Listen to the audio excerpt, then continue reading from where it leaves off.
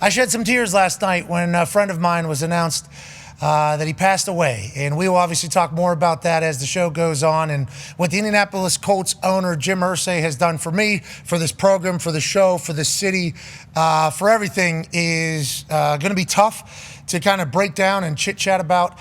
But Jim Irsay left a legacy of compassion and give back that I think should be studied by everybody that ends up with any type of money or any type of success. He woke up every single day hoping to make the world a better place, making people happier. And I know life gets in the way sometimes, and I don't think he always got it right. And he certainly battled his demons. But God bless this man, Jim Irsay, in the way he wanted to treat other people, especially people that he knew. If you actually got to know Jim Irsay, you loved him. I wrote something on Twitter last night, and it took me a lot of attempts as I was watching the Indiana Pacers beat the New York Knicks in Game 1 of the Eastern Conference Finals in Madison Square Garden with a comeback that hasn't happened in 1,414 games. As I was watching the great city of Indianapolis and the great state be represented, I was trying to talk about the greatest philanthropist in the history of this state in Jim Irsay. Finding the right words was not easy, because what could you say about a man who has literally been the owner of an NFL team since he was 37, the youngest general manager in the history of the league as a 24-year-old. He'd been around the game since he was a child. He basically chit-chatted about those Baltimore Colts locker rooms as being like his babysitters. He grew up in the locker room, always talked about cleaning and sweeping and hanging out and talking to the boys. There was a story that has come out that when he was 16 years old, after his dad said something to the effect about the guys being bums and not representing and sawed the team down, as a 16-year-old, he went onto the team bus and said, "Football is a team sport, let's never forget it," and cried and walked off. He was a consummate team guy. He loved those he was surrounded by. And if he had heard about anything that needed help, or he learned of any situation that could use a financial boost, he was writing a check or giving money quicker than any person in the history of existence. I don't know how they'll be able to track how much money he's given to people, causes. He just builds buildings here, just donates buildings to the city of Indianapolis, wings of hospitals, let alone all the things that just go not talked about. It has to be over $100 million. And then once he realized that he was able to make other people feel good with his good fortune and with the amount of money that he had, he started buying up things that he thought people would be interested in seeing. And then he wanted to figure out how he would tour this so that people could experience these once-in-a-lifetime things, from ancient 100-year-old things to the Beatles drum set that he felt obligated to buy, or Elvis Presley's guitar. He wanted people to experience it, not just him. He didn't want to just lock it up in a room and say, "Hey, I'm a rich guy, I got this." He would outbid other rich people so that the world could see the things that he found interesting. He toured the Jim Irsay collection around this country, around the world. I think he did a couple European stops. People got to see things that they never had. The giveaways that this man would invest time in and make imaginative and make it, entertaining for everybody. He dressed up as Willy Wonka and put a giveaway on for a Super Bowl ring for Colts fans. He loved making other people feel good. And I was very lucky that I got a chance to call him a friend. A lot of owners kind of view their teams as business. A lot of owners view their players as transactional. A lot of the suits in the NFL might not have the most amount of respect for players, because players are just stupid. But Jim Irsay grew up in a locker room. So he had compassion for the players, empathy for the players, and always had the players back.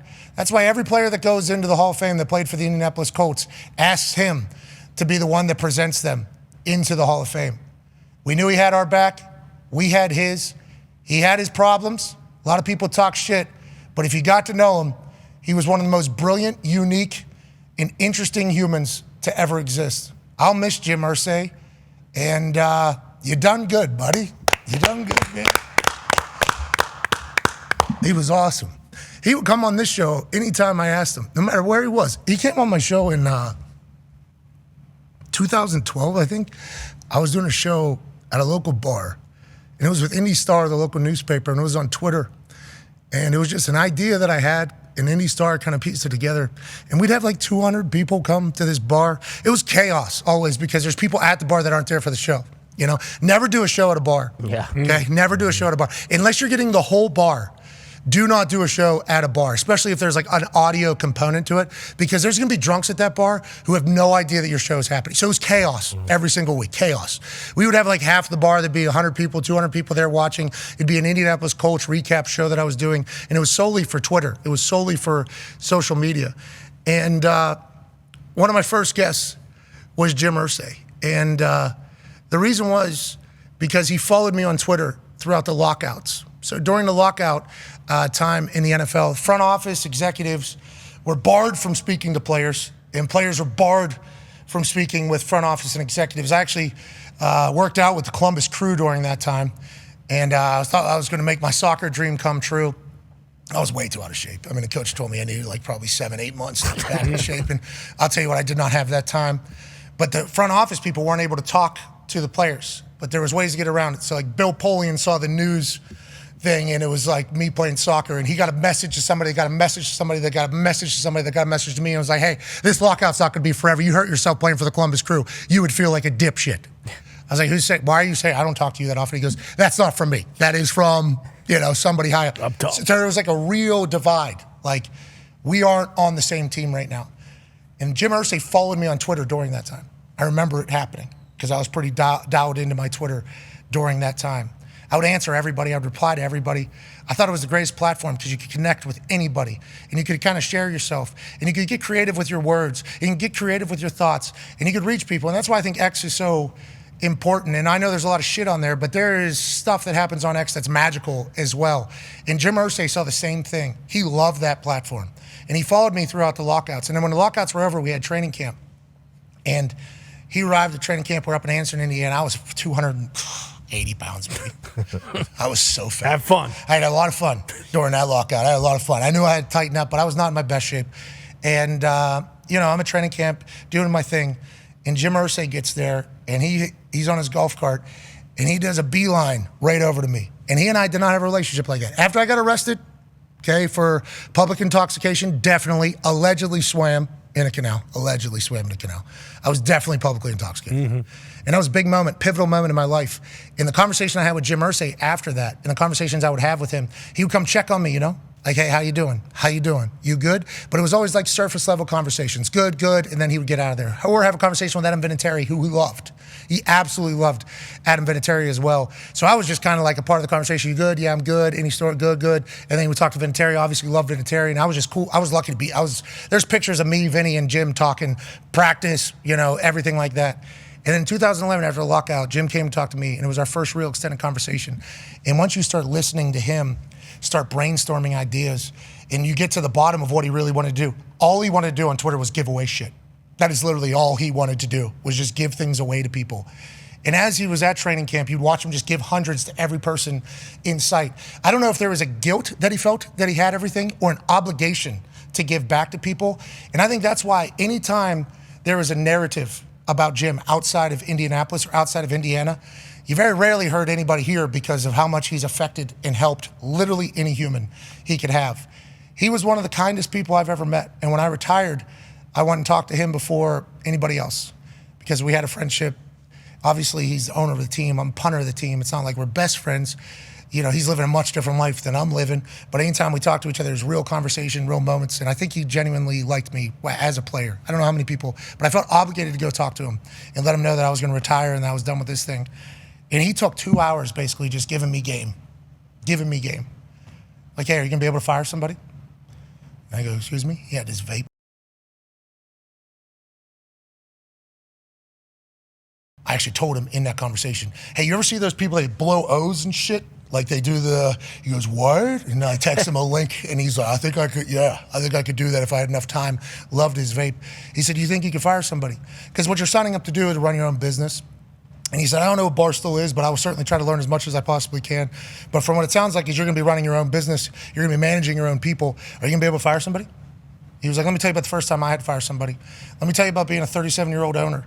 Let me tell you about mistakes that I've made. Let me tell you mistakes that the Beatles have made. Let me tell you mistakes that people from around the world that I've gotten to meet that have run companies. And because I am in the position that I'm in, I get a chance to learn. And he gave me 2.5 hours of just game on what I'm doing. And he said on the way out that if I ever needed anything, he'd be there to help me. And he said, I'm going to help you succeed in this venture. And if you ever want to stop or you get sick of doing it, you'll have a job here for life. Your family for us.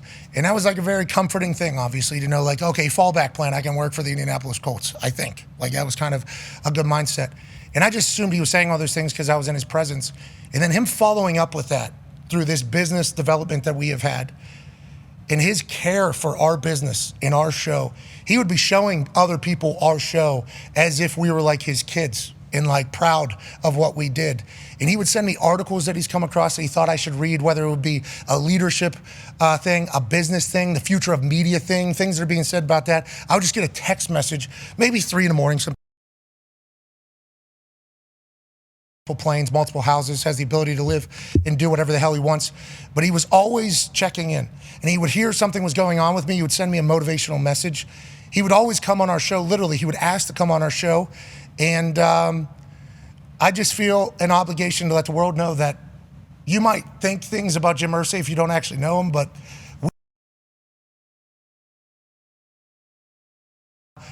our city will feel the effects of him not being here going forward. And here's Jim on our show doing his thing, showing the world exactly who he is, which is a compassionate, brilliant, wealthy legend. Rest easy, Jim. I fucking arriving in beautiful fashion. There he is. On a golf cart driven by another massive human being. Another first wearing rounder. a suit that is only top of the line. A man who walks around and hands out hundreds to people. A man that gives away more money than any other human you've ever encountered. A man who has paid for everything I have ever done. Ladies and gentlemen, Jim Irsay. My friends call me Jim, you can call me Jimmy. Hey! Jimmy from the Colts! Lolita, I love my friend. And there's nothing like this 57-year-old female killer southern orca whale is special now. I'm frustrated with flying cars because I'm obsessed with that. Like I want a flying car. Hey, me too. I don't want this phone. Give me a flying car. You know? And I outbid them for Elvis piano. Need that? Sometimes guys will get liquored up and go swimming in the Broad Ripple Canal. Whoa. Traffic. So they direct traffic in their underwear. Now, Pink Floyd calls that a momentary lapse of reason. Lolita is mellow. She's a Buddhist. She hangs low. She's cool. She's happy. But like Mars, think about this, is 250 million miles. 250 million miles. When you go, it takes about anywhere from, 9 to 11 months to get there, depending on the alignment. I wish I was. They go, well, I have these beautiful Monet paintings, but I have John Lennon's piano in the front room. What do you want to see? I want to see John Lennon's piano. I don't know. I put on this Willy Wonka outfit about 12 years ago, and we had a treasure hunt in Indianapolis, and the winning team at halftime was given real Super Bowl rings. You have to get them one at a time. Try to help anything in any way you can, one at a time. I've shut down a lot of Girl Scouts. Hey, here's $2,000. We're going home, The only thing that beats everything is love. Love every time beats hate. Every time. If you come at hate with hate, it's not going to be good. You're going to get more hate. I'm lucky to be a part of the Colts organization. Getting to know you has been a cool thing. Just know that I think personally, as somebody who is a billionaire, you're doing good with your money. You're doing good with your time. What could I say this? When you came to my office and told me your plan about retirement, I never thought we'd be sitting there and you'd be the mega star. Sorry for saying that, but it's true that you are. Your show and what you do and the entertainment you provide, is David Letterman type. It's at the very top. I always knew you had that potential, but man, what you've accomplished, we're so proud of you that you're a Colt alumni player. I mean, you represent. I'm lucky. You helped me out a lot. Rest in peace, man. Obviously, sending nothing but positive vibes and love to his daughters, his grandkids, his, son-in-law, like his loved ones as a whole, his staff. There's a great group of people that have been around him for a very long time. And I got a chance to send them messages overnight, the Gormans, I mean, Scotty and Jeff have been with Jim for like 30 years. Pete Ward has been with Jim Irsay since Baltimore, let alone the training room that he has kept literally since Baltimore, the equipment staff, everybody. He takes care of his people. He's so loyal. And I have no idea how they are all feeling today and last night, but just know you guys all did good, man. Jim had a great group of people around him, and that's because he had a great eye for talent and he had a great aura. Rest in peace, Jim. I appreciate the shit out of you, man.